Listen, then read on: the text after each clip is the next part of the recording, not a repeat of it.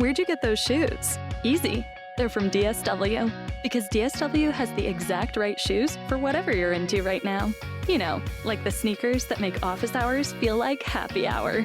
The boots that turn grocery aisles into runways. And all the styles that show off the many sides of you, from daydreamer to multitasker and everything in between.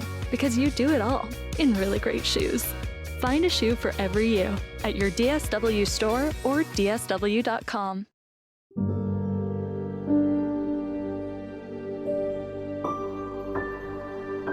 No matter the excuse, this was the last time her husband would put his hands on her, no matter how famous or well-respected he was. Her needs mattered just as much as his, and it was time to show the world the truth. This is 2-Minute Black History, what you didn't learn in school.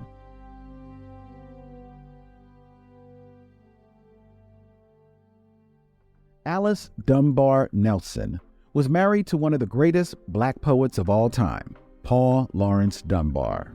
But a look below the surface revealed that everything was not as it seemed.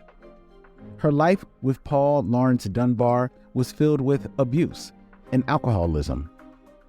His doctor treated him with whiskey, a dreadful attempt to soothe the tuberculosis destroying his body.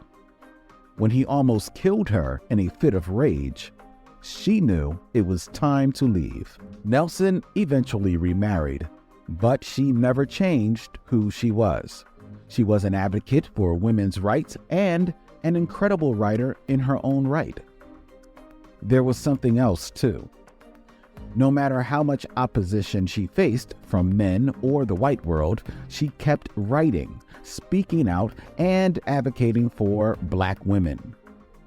Even when she was sick and dying, she kept a diary and voiced her desire for liberation. Nelson faced hardship, abuse, and rejection, trying to make her voice heard. Despite this, she kept pursuing her passion.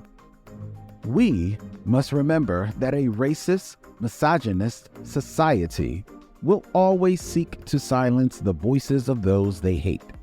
Never keep quiet. In order to move towards the future, you've got to look to the past. This has been 2-Minute Black History, a podcast by Push Black. Show your support by sharing this episode on your social media and join us in amplifying Black history stories we all deserve to know.